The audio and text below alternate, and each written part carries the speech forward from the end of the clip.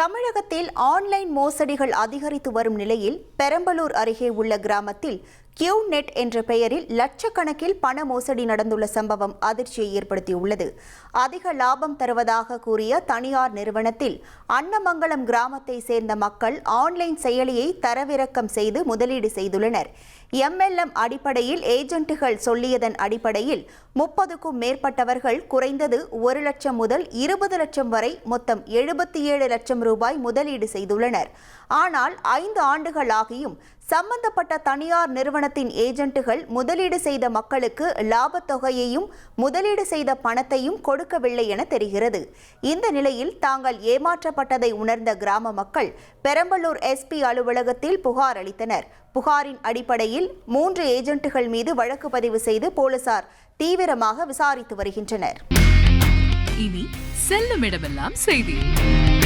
தந்தி டிவியின் வாட்ஸ்அப் சேனலை ஃபாலோ பண்ணினா செல்லருக்கும் இடமெல்லாம் செய்தி. இதோ QR கோட் இப்பவே ஸ்கேன் பண்ணுங்க, ஃபாலோ பண்ணுங்க.